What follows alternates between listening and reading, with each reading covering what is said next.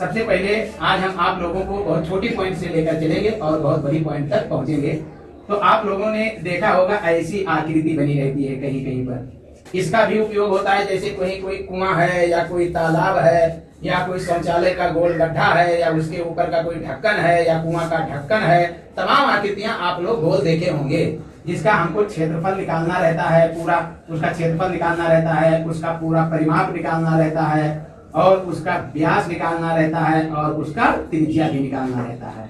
ठीक है, तो ये जो 20 का पॉइंट है जहां से कोई प्रकार को रखा जाता है और फिर आकृति बनाई जाती है, जहां से परिधि के हर बिंदु जो होते हैं केंद्र से समदूरस्थ होते हैं।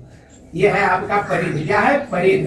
परिध किसे कहते हैं? केंद्र से समदूरस्थ बिंदुओं के मिलान को परिध कहते हैं।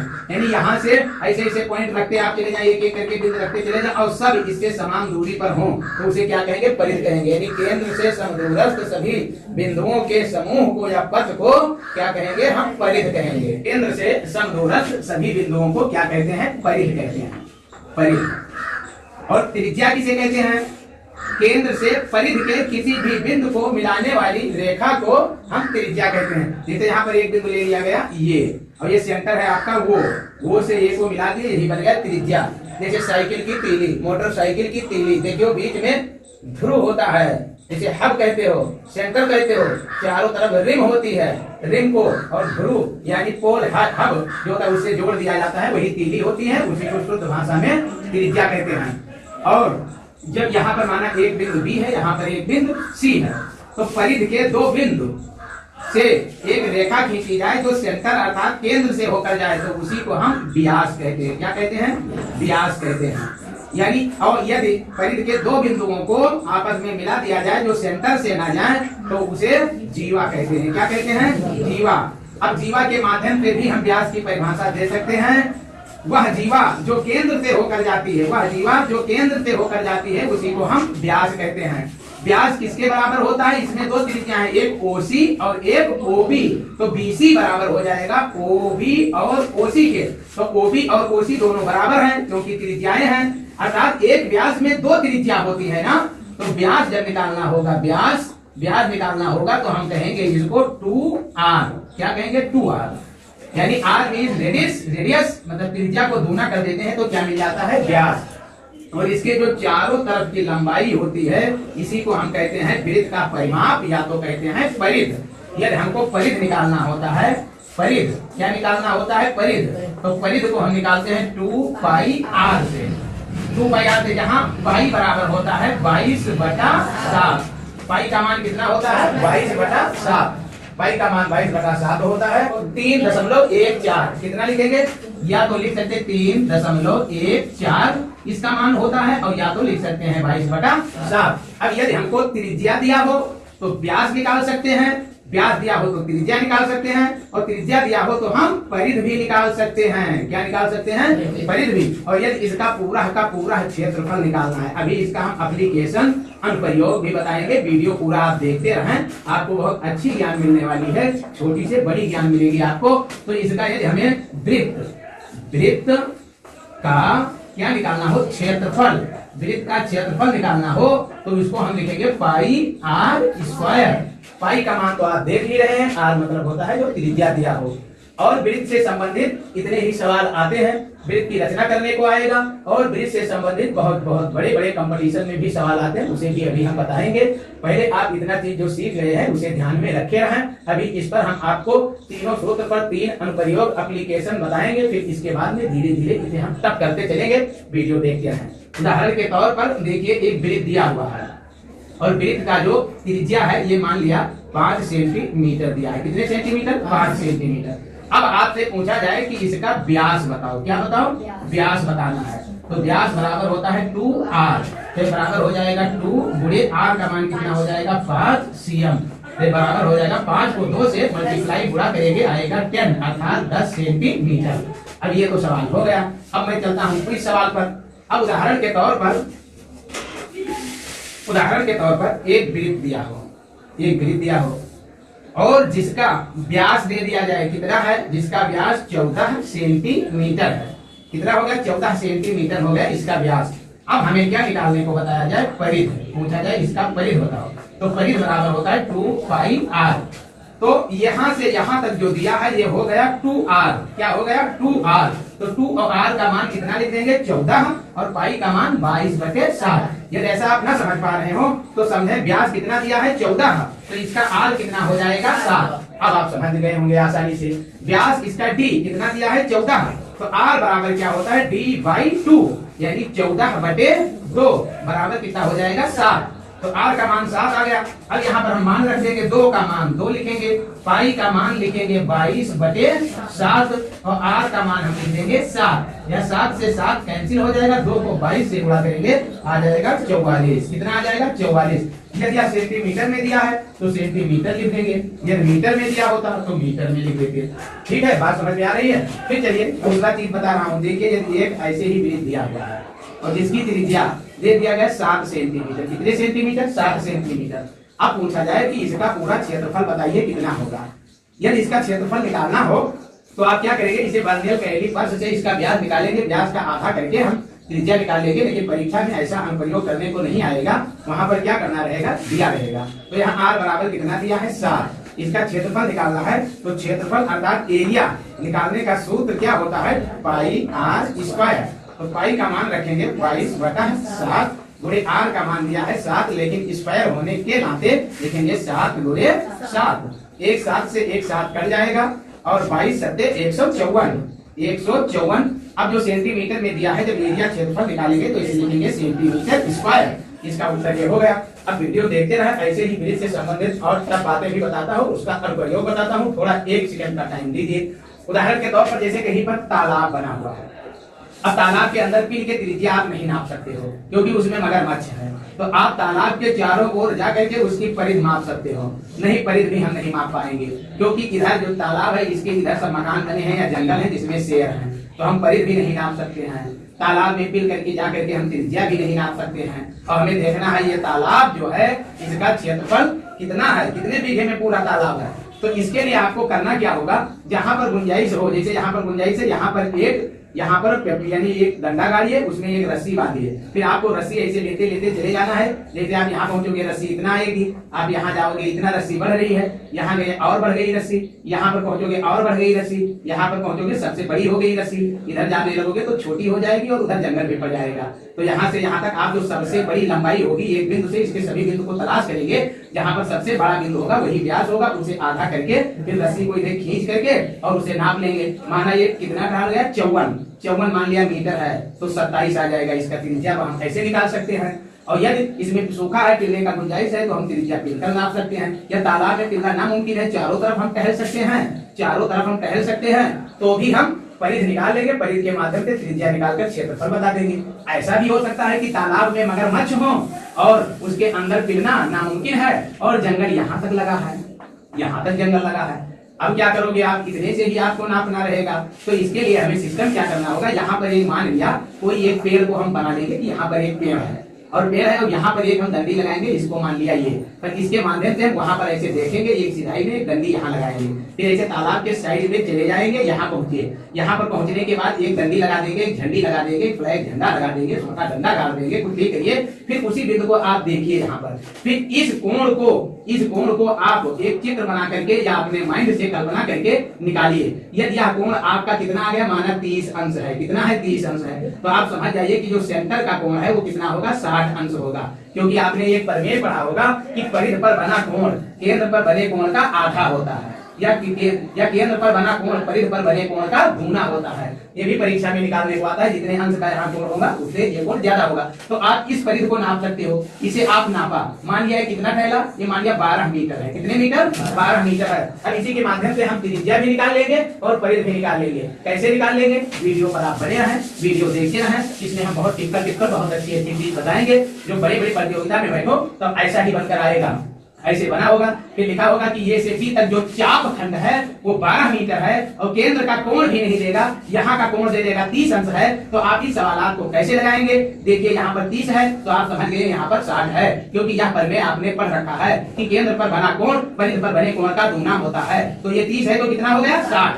तो अब यहाँ पर लिखेंगे 60 अंश बराबर कितना दिया हुआ है 12 मीटर। 60 अंश का मान कितना आ गया 12 मीटर। तो एक अंश यदि निकालना होगा तो आ जाएगा 12/60 मीटर। और चारों तरफ कुल कितने अंश बनते हैं किसी को पता हो तो बताइए, कितना होता है 360 होता है। तो 360 अंश बराबर हो जाएंगे 12/60 गुणे 360, फिर आ जाएगा मीटर। देखिए 60 अंश बराबर, ये 60 अंश का कोण है, इतने चाप कितना है 12 मीटर। तो एक अंश जब होगा 60 अंश पर 12 मीटर, तो एक अंश पर 12 मीटर से कम होगा। तो कम के लिए हम क्या करेंगे, भाग करेंगे। तो एक अंश बराबर 12/60। अब एक अंश पर 12/60 होगा, तो जब 360 अंश हो गए तो इसका मान अब बढ़ जाएगा, तो गुणा करेंगे। अब 0 से 0 कैंसिल करेंगे, 6 एकम 6 और 6 दूनी 12। अब यहाँ पर कितना आ जाएगा 36 गुणे 2 यानी 72 मीटर। कितना बन गया 72 मीटर। इसका परिध कितना आ गया, परिध इसका आ गया, इसका परिध कितना आ गया 72 मीटर। इसका परिध 72 मीटर आ गया। ऐसे भी आकार कर सकते हो, ये 12 है, कितना है 12। तो यहाँ पर ऐसे ऐसे 60 अंश के कितने कोण बनेंगे, ऐसे ऐसे 36। देखो 60 60 60 60 60 60 ऐसे कितने बन जाएंगे 6 भाग करके, तो 36 तो 12 6 72। आप ऐसे भी निकाल सकते हो। अब आपको परिध मिल गया, और जैसे ही परिध मिल जाएगा वो परिध के माध्यम से आप मान निकाल ले जाएंगे त्रिज्या का। अब त्रिज्या नापने के लिए कितना अच्छा ट्रिक बताया आपको। ऐसे ही अभी ट्रिक मैं बताता हूँ, जिसका बिल्डिंग बना हो या कोई पेड़ लगा हो, वहां पहुंचना और जाना नामुमकिन हो, तो भी आप उसकी ऊंचाई निकाल सकते हैं। बस वीडियो अंत तक आप देखे दे रहे हैं, वीडियो बढ़ा कर ना देखें। तो यहाँ पर परिध कितना आ गया 2πr मीन्स परिध कितना दे दिया गया 72 मीटर। अब यहाँ पर देखिए r बराबर कितना हो जाएगा, r बराबर हो जाएगा 72/2π। इधर गुणे में है, उधर जाएगा बटे में हो जाएगा 2π। r बराबर 72/2π मीटर। अब इसका हमें निकालना है क्षेत्रफल। तो क्षेत्रफल क्या होता है पाई r स्क्वायर। अब यही पर मान रखेंगे, लिखेंगे पाई गुणे r स्क्वायर, यानी इसको 2 बार हम लिखेंगे 72/2π गुणे 72/2π। बात समझ में आ रही है, क्योंकि r देखे 2π, r बराबर 72, तो r बराबर कितना हो जाएगा 2π इधर बटे में हो जाएगा। वैसे हम पाई का मान रख करके उसको सॉल्व करके निकाल सकते हैं, लेकिन इतना टाइम ना लेते हुए 60 में चलता हूं। तो r का मान 72/2π मीटर आ गया। अब सूत्र होता है किसका, एरिया निकालने का। एरिया मीन क्षेत्रफल निकालने का सूत्र होता है किसका, वृत्त का एरिया क्षेत्रफल निकालना हो तो पाई r स्क्वायर। पाई रखे, r का मान स्क्वायर है, 2 बार लिखेंगे 72/2π 72/2π। एक पाई से एक पाई कैंसिल हो गया, यहाँ 2 से काटेंगे तो 36 दूना 72। यहाँ 2 से काटेंगे तो आ जाएगा 36 दूना 72। अब ये कट गया। अब देखिए इसको मैं इधर लिख करके सॉल्व करता हूँ। वीडियो भाई आप देखते रहे, वीडियो अच्छा लग रहा हो तो वीडियो को तुरंत लाइक कर दीजिए। और यह पूरा वीडियो देखना है, ऐसे ही वीडियो को आप और देखना चाहते हैं, अपनी घड़ी तेज करना चाहते हैं, फिर हमारा पहले बार आप वीडियो देख रहे हैं तो चैनल को सब्सक्राइब करके घंटी बजा देंगे। यदि पहले से आप चैनल को सब्सक्राइब कर रखा है तो करना कुछ नहीं है, जितने भी हमारे इस चैनल पर वीडियो पड़े हुए हैं टोटल आप देख लीजिए लगभग 20 वीडियो हो चुके हैं। तो यहाँ पर कितना आएगा 36 गुणे 36 और नीचे आ जाएगा पाई। तो हो जाएगा इसका क्षेत्रफल बराबर कितना हो जाएगा एरिया 36 गुणे 36 और नीचे हो जाएगा पाई। पाई का मान होता है 22/7। तो भिन्न में पलट के गुणा कर दिया जाता है 36 गुणे 36। अब पलट कर गुणा करेंगे तो गुणे 7/22।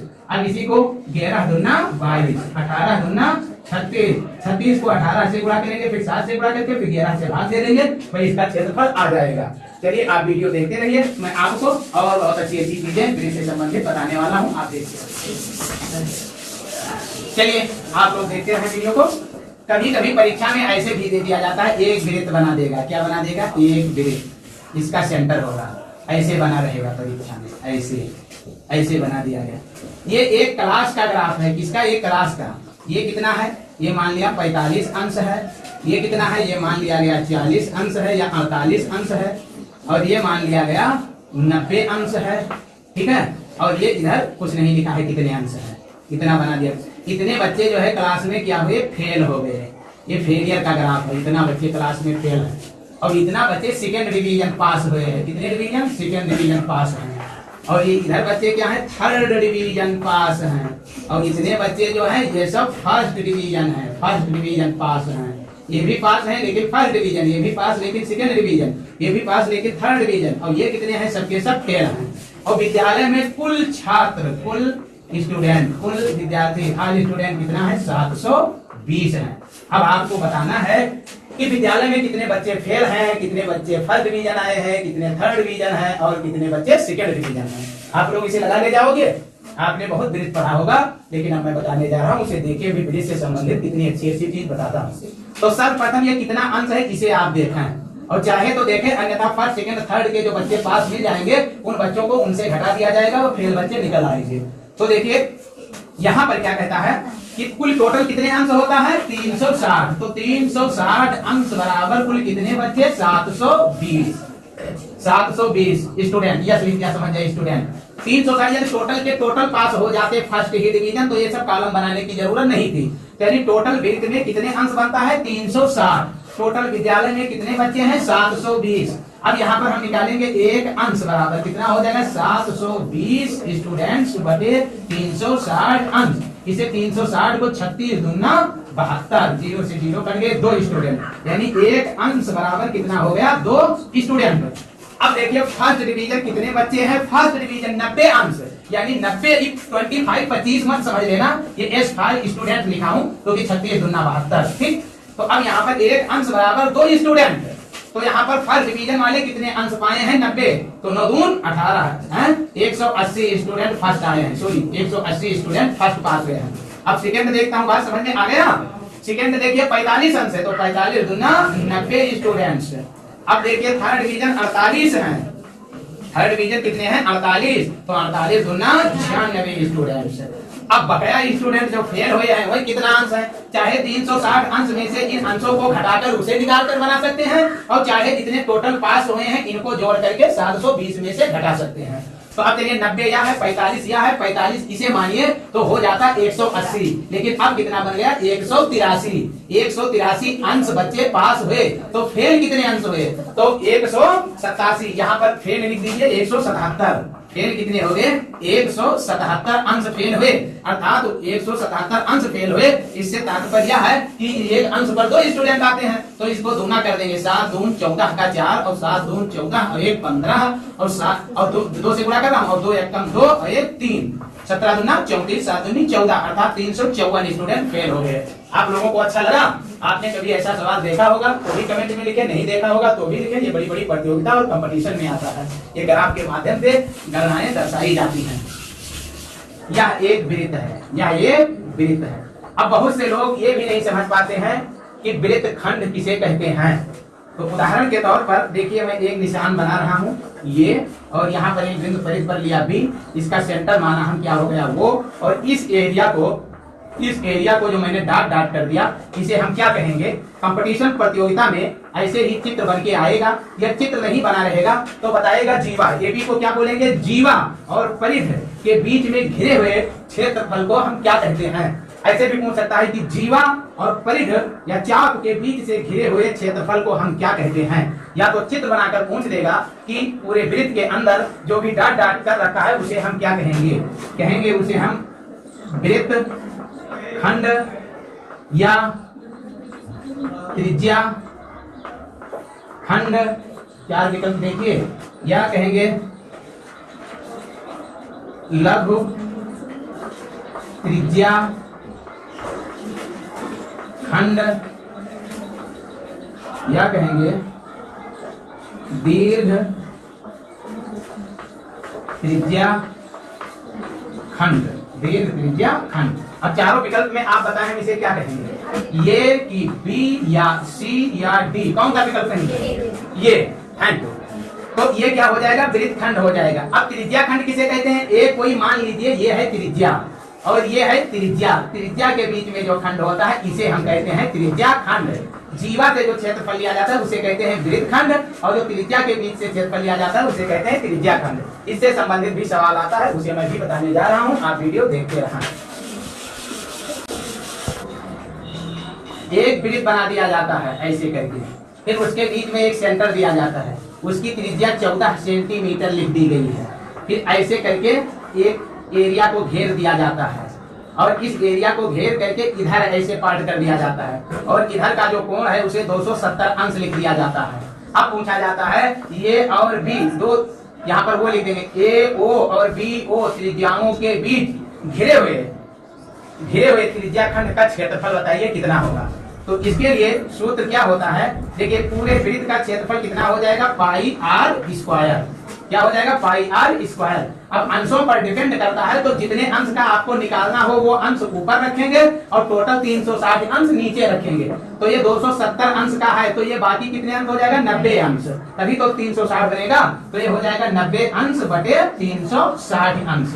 जैसे कोई राशि को बांटना होता है तो क्या कहते हो, अनुपात, राशि गुणे अनुपात बटे अनुपातों का योग, ऐसे ही निकालते हो। तो टोटल राशि कितना है, पाई आर स्क्वायर, और इसका अनुपात कितना है, इसका रेशियो कितना है, 90 अंश बटे अनुपातों का योग। तो 270 और 90 दोनों को जोड़कर उसे डिवाइड करेंगे। तो 9 एकम 9, 9 चौक 36। तो ये कितना आ गया, पाई का मान 22/7 गुणे आर का मान हो जाएगा 14 गुणे 14 और गुणे 1/4। 7 एकम 7, 7 दूनी 14 और 2 से यहाँ पर 2 कट गए, फिर 2 से यहाँ पर 7 दूनी 14, कितने बचे 7 और 22, तो कितना हो गया 154 सेंटीमीटर स्क्वायर, 154 सेंटीमीटर स्क्वायर। तो ये वृत्त से संबंधित आप लोगों को सवाल अच्छा लगा हो तो वीडियो को लाइक कर दीजिए, दोस्तों के पास शेयर कर दीजिए, अपने फेसबुक टेलीग्राम पर भी डाल दीजिए और चैनल को सब्सक्राइब कर दीजिए। प्रतिदिन हम आपको ऐसे ही टिपिकल गणित पढ़ाएंगे और अच्छे अच्छे वीडियो आप तक पहुंचाएंगे। तब तक के लिए जय हिंद, जय भारत।